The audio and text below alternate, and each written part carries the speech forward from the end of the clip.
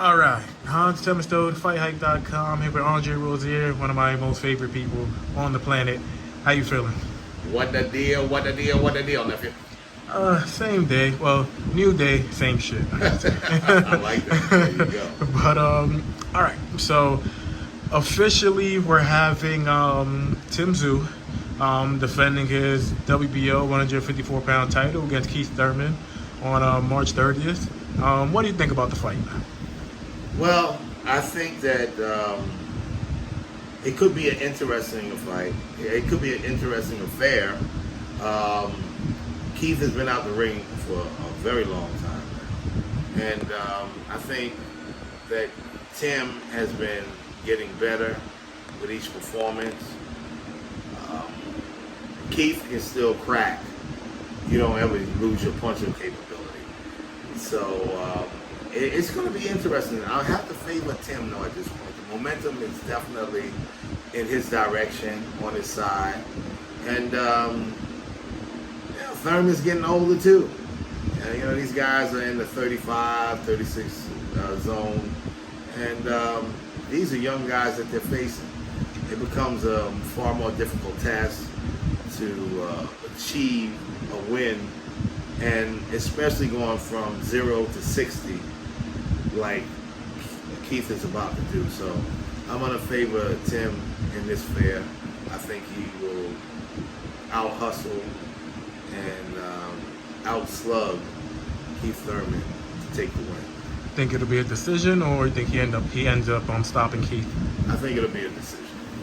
At least on paper, would you think that Keith is Tszyu's best opponent? Tszyu has fought Terrell Boucher, Tony Harrison, Brian Mendoza. Those are probably the top guys that he's fought that I can think of right now. Would you say that Keith is probably better than all of those guys? I would definitely say Keith is better than all of those.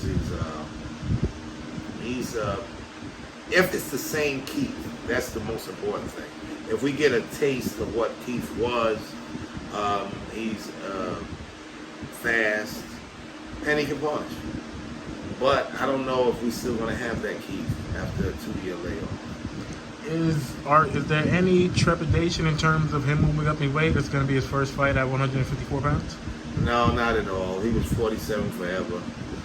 54 is the natural direction to go when you get a little bit older. So I think he'll be fine in that department. I don't think it'll affect him at all.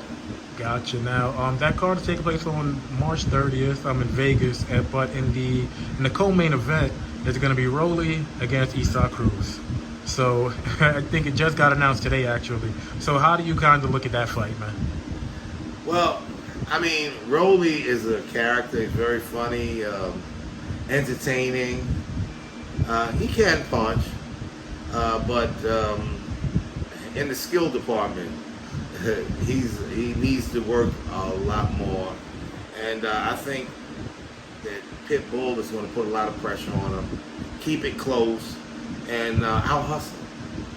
Do you think that with Pitbull always putting on that pressure, and Rolly does have a lot of power, it's going to be Pitbull's first fight at 140 pounds. Rolly is the WBA champion.